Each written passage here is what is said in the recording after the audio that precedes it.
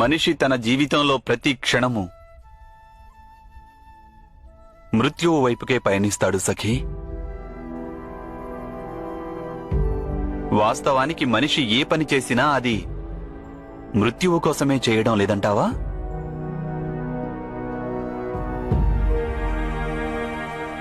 వసంతంలో చివురించేటటువంటి ప్రతి ఒక్క పత్రము మళ్లీ శిశిరంలో రాలేందుకే చివురించడం లేదా?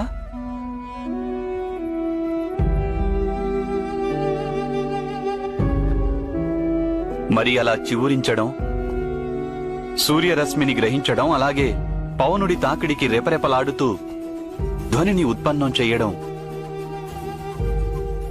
ఇవన్నీ వ్యర్థమేనా?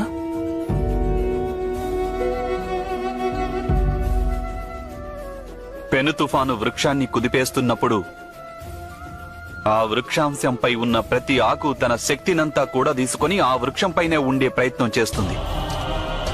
కానీ శిశిర ఋతువు రాగానే అవి వాటంతటవే రాలిపోతాయి. సృష్టి కూడా ఒక మహావృక్షం లాంటిదే సఖీ.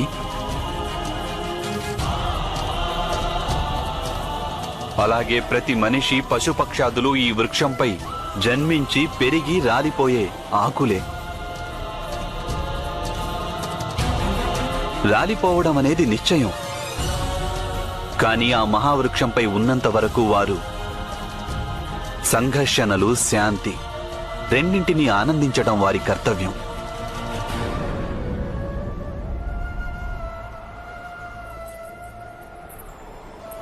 ఇందులో నాకు ఏ ఆనందము కనిపించడం లేదు గోవిందా.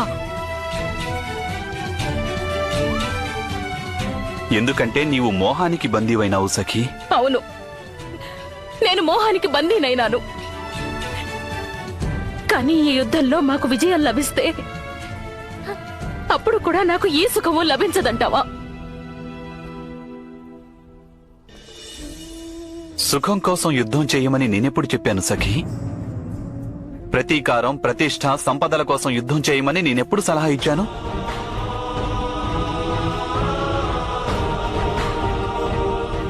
ఈ యుద్ధాన్ని సమాజ సుఖం కోసం చేయాలి సఖీ.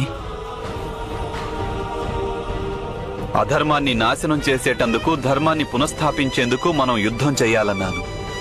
ఇంతటి మహాత్యాగాన్ని మేమే ఎందుకు చేయాలి గోవిందా? ఎందుకు?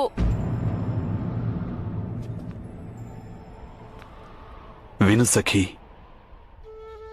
మానవ సమాజం రూపొందించిన నీతి, ఆదర్శం, ధర్మం ఇవన్నీ సముద్ర తటంపై నిర్మించిన ఇసుక భవనం మాదిరిగా ఉంటాయి. కాలం తాకిడికి అవి అనునిత్యం కూలిపోతూనే ఉంటాయి. వాటిని నిరంతరం నిర్మించుకుంటూ ఉండటం తప్పనిసరి. లేదంటే నీతి, ఆదర్శం, ధర్మం ఇవన్నీ నాశనమైపోతాయి. కొందరు మనుష్యులకే ఈశ్వరుడు శక్తినిస్తాడు ధర్మాన్ని పునఃస్థాపన చేసేందుకు. ఎవరికైతే అటువంటి శక్తి ఉంటుందో వారు తమ సర్వస్వాన్ని కోల్పోయినప్పటికీ ధర్మం కోసం సంఘర్షణను కొనసాగిస్తూ ఉంటారు. అది ఆ శ్రీరామచంద్ర ప్రభువు కావచ్చు, లేక పరశురామ ప్రభువైనా, లేక వామనావతారమైనా. ధర్మ సంస్థాపనకై కృషి చేసే వారికే నిరంతరం పూజలు చేస్తుంటుంది ఈ లోకం.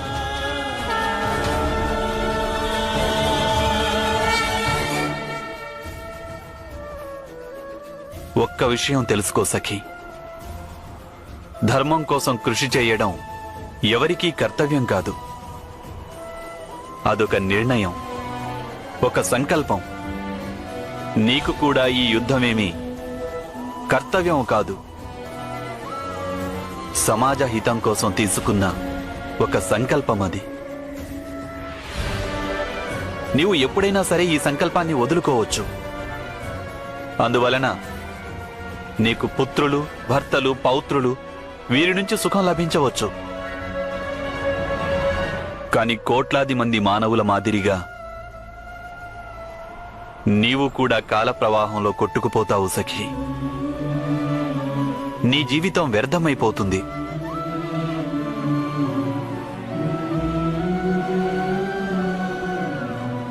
నీ కారణంగా ఎవరికీ ఎటువంటి లాభము లభించదు. ఈశ్వరుడు నీకు ఒక విశేష శక్తిని దానంగా ఇచ్చాడు. ఆ ఈశ్వరుని విశ్వాసం చెదిరిపోతుంది.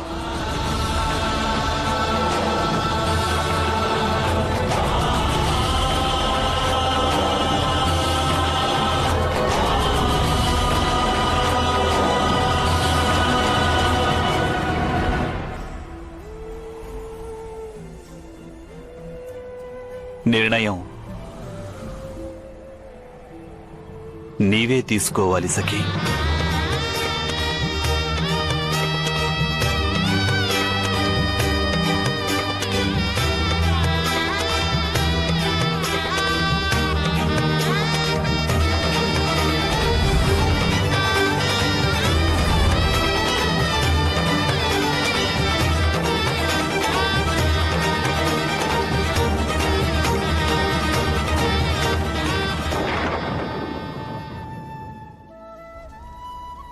యోగమాయ మళ్ళీ విష్ణుమూర్తిలో ఐక్యమైందా మామయ్య? ఐక్యమవలేదు అభిమన్యు. ఆ మహావిష్ణుని యోగమాయ లోకంలో ధర్మ సంస్థాపన కోసం సదా ప్రకటితమవుతూనే ఉంటుంది. ఒకప్పుడు శక్తి స్వరూపంగా, మరొకప్పుడు భక్తి రూపంలో, వేరొకప్పుడు ఒక వ్యక్తి రూపంలో. మీరు జన్మించగానే ఈ విధంగా అద్భుత మహిమలు ఎలా చేశారు మామయ్య? వత్సా శృతసోమ, భూమిపై మనిషిగా జన్మించిన వ్యక్తి ఎటువంటి మహిమలు చేయలేడు. ఒక స్త్రీ గర్భం నుంచి జన్మించినవాడు పంచభూత సమ్మిళితమైన ఈ శరీర నియమాలకు బద్ధుడై ఉంటాడు. వానిపై జననం, వృద్ధాప్యం, రోగం, అలాగే మృత్యువు, ఈ చతుష్టయ ప్రభావం నిశ్చయంగా ఉంటుంది. కానీ మహిమలు జరిగాయి కదా మామయ్య? అవశ్యం అవి జరిగాయి శతానీక. కాని ఆ మహిమలన్నీ సర్వేశ్వరుడు చేశాడు.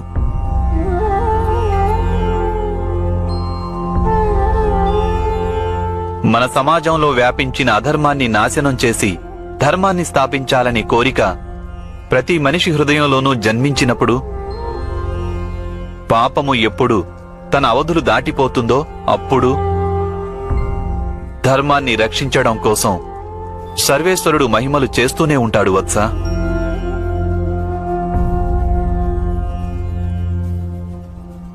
ధర్మాన్ని స్థాపించేందుకు మనిషి ఎప్పుడు తన స్వార్థాన్ని, తన ప్రలోభాన్ని, ఈ రెండింటినీ త్యాగం చేసి బలిదానమిచ్చేందుకు సంసిద్ధుడవుతాడో అప్పుడు యావత్ సృష్టి మహిమలతో నిండిపోతుంది.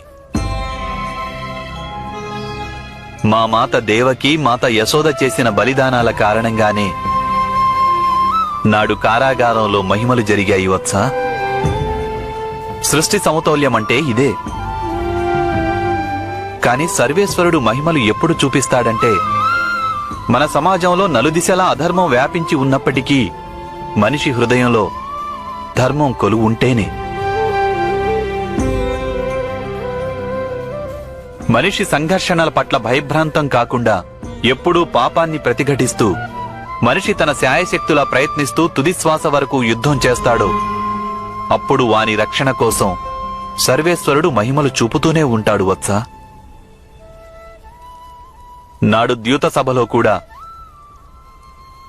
పాండవులందరికీ అనేక అన్యాయాలు జరిగాయి. కాని వీరందరూ ధర్మాన్ని ఏమాత్రం విడనాడలేదు.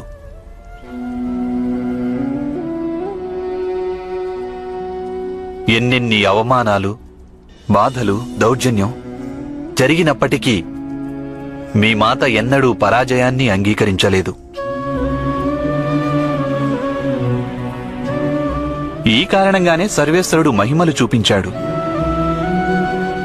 అంటే అర్థం, ఈ లోకం నుండి, సృష్టి నుండి, సర్వేశ్వరుని నుండి సహాయం పొందాలంటే సర్వప్రథమంగా తమ స్వార్థాన్ని, మోహాన్ని త్యజించి సంఘర్షణ చేయక తప్పదు.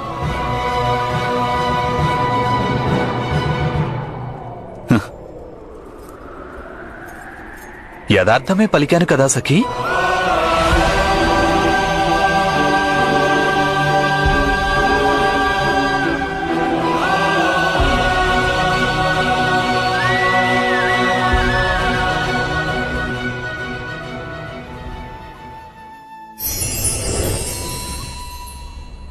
బాల్యంలో మీరింత సాహసం చేశారా వాసుదేవా? అయితే మీకు ముందే తెలుసా మీ చేతులలో ఆ కాళీయుడు పరాజితుడవుతాడని? అవశ్యం నాకు తెలుసు వత్స. సర్వేశ్వరుడు నాకు విశేష శక్తినిచ్చాడు. ఈ కారణంగానే వాని పరాజయం నా చేతుల్లో జరగాలనుంది. ఏమిటా విశేష శక్తి మావయ్య? సర్వేశ్వరుడు నాకు అద్భుత శక్తినిచ్చాడు వత్స.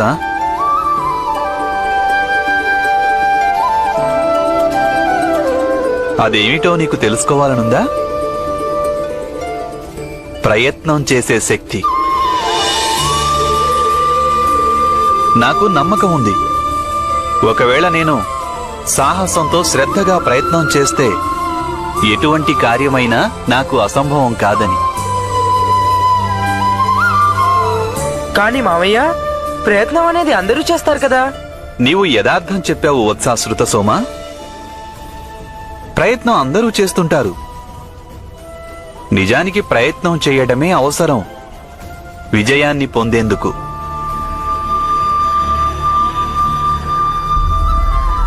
వాస్తవం చెప్పాలంటే మీరనుకునే ఆ విశేష శక్తి ఏదీ నాకు లేదు. ఆ సర్వేశ్వరుడు అన్యులెవరికీ ఇవ్వనిది. సర్వేశ్వరుడు పక్షపాతం వహించడు.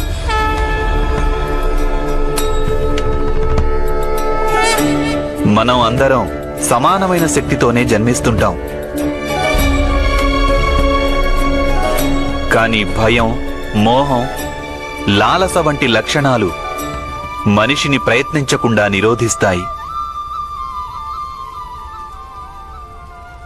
ఇక ఎవరైతే ప్రయత్నమే చెయ్యరో వారిని సాఫల్యం ఏ విధంగా వరిస్తుంది వత్సా?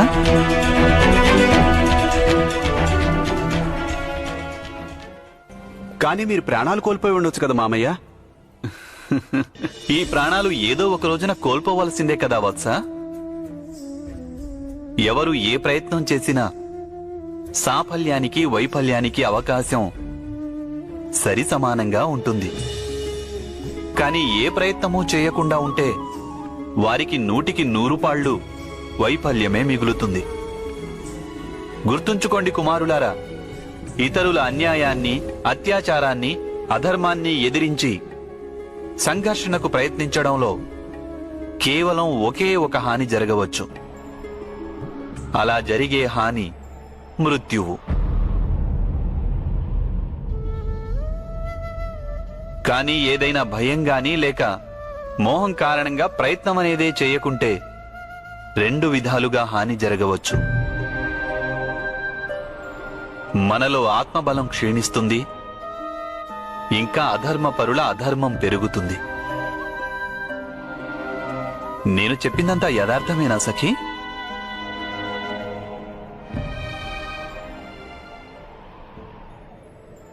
యాదవులు ప్రతి సంవత్సరం మహేంద్రునికి పూజలు చేస్తుండేవారు మామయ్య. కానీ ఒకసారి మాత్రం ఆ పూజని చేయరాదని మీరు ఎందుకు నిర్ణయించారు? వత్స అభిమన్యు, జగత్తులో వాస్తవికమైన అధర్మం కేవలం ఒక్కటే. ఎందుకంటే ఏ అధర్మమైనా కేవలం ఏదో ఒక విధమైన భయం కారణంగానే జన్మిస్తుంటుంది.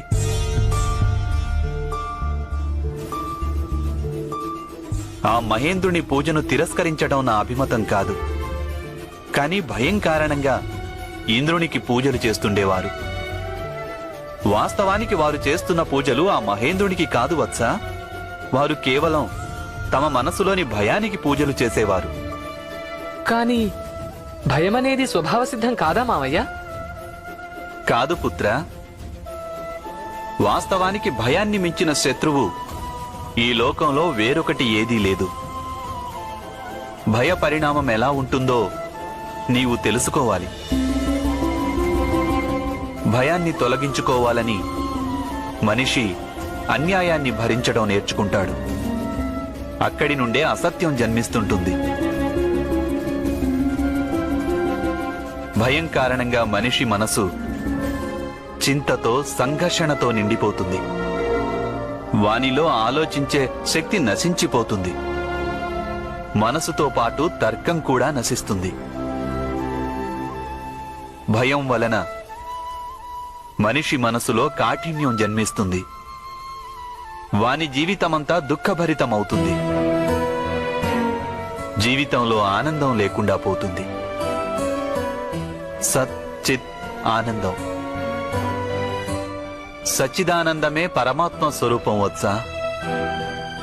భయం కారణంగా మనిషి పరమాత్మ నుండి దూరంగా వెళ్ళిపోతాడు. కానీ ఇంద్రుని పూజ మహాపరాధమేమీ కాదు కదా మామయ్య. వత్సా ప్రతివింధ్య, ఏ శక్తి అయినా అంత పెద్దదేమీ కాదు దానిని పరాజితం చేయలేకపోవడానికి. అలాగే ఏ అధర్మమైనా అంత చిన్నది కూడా కాదు దానిని పరాజితం చేయవలసిన ఆవశ్యకత లేనంతగా. ఎందుకంటే ఒక చిన్న అధర్మం కాలంతో పాటు ప్రళయంగా పరిణమించవచ్చు.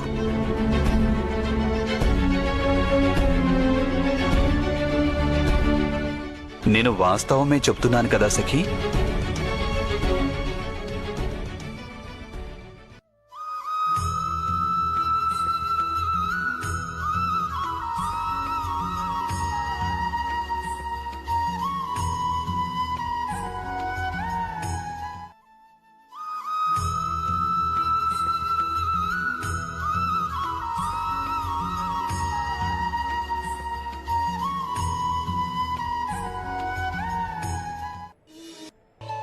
విశ్వాసం.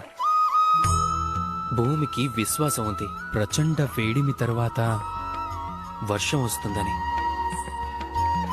అందుకే ఎప్పుడు తను నమ్మకం కోల్పోదు. సూర్యుడు మళ్లీ ఉదయిస్తాడన్న నమ్మకంతోనే మనం చల్లని నిశిరాత్రిలోనూ జీవించేలా చేస్తుంది విశ్వాసం. పాపం తన హద్దులు దాటేసినప్పుడు ఏదో ఒక రూపంలో నేను మీ ముందుకొస్తాను. మనలో ఉండే ఈ విశ్వాసమే మానవజాతి మొత్తాన్ని నడిపిస్తూ ఉంటుంది. చెప్పడానికి ఒక్క క్షణం పడుతుంది, ఆలోచించడానికి కొన్ని గడియలు పడతాయి, అర్థం చేసుకోవటంలో కొన్ని మాసాలే గడిచిపోతూ ఉంటాయి. కానీ నిరూపించాలి అంటే ఒక జీవితం కూడా ఎవరికీ సరిపోదు. మీపై మీరు విశ్వాసం ఉంచండి, మీ కర్మలపైన విశ్వాసం ఉంచండి, ప్రేమపైన విశ్వాసం ఉంచండి. జీవితంలో సుఖం తప్పక ప్రాప్తిస్తుంది. అప్పుడు మనం మనస్సుతో ఎంతో సంతోషంగా పలుకుతాం, రాధా కృష్ణ. లోకంలోని అన్ని జీవుల్లోకెల్లా మహాశక్తివంతమైన జీవి ఏది? మీలో కొంతమంది అంటారు మనుషులని, కొందరంటారు సింహాలని, మరికొందరు ఏనుగులనంటారు. అది నిజం కాదు. లోకంలో అత్యంత శక్తివంతమైన జీవులు వృక్షాలే. ఆ వృక్షాలు మనకి తినటానికి ఫలాల్నిస్తాయి, జీవించడానికి ప్రాణవాయువునిస్తుంది, ఎండలో కావలసిన నీడనిస్తుంది. అవి మూడు బారిపోయిన తర్వాత కూడా నిప్పుకు అవసరమైన కట్టెలను ఇస్తాయి. ఇప్పుడు మీరందరూ అకస్మాత్తుగా నేను వృక్షాల గొప్పతనం ఎందుకు వల్లిస్తున్నానా అని అనుకుంటున్నారేమో. నా సంకేతం ఈ వృక్షాల కన్నా వేల రెట్లు అధికమైన ఆ బీజం ఇంకా గొప్పది. అది నేరుగా ఫలాలను ఇవ్వలేదు, అలాగే నీడని, కర్రలను కూడా కేవలం ధరిత్రిలో దాగి మట్టితో పోరాడుతూ ఉంటుంది. ఒక వృక్షానికి ఆకారం ఇవ్వటం కోసం కొన్ని వేర్లు నేలలో పాతుకుపోయి ఉంటాయి. దీపం కూడా అంతే.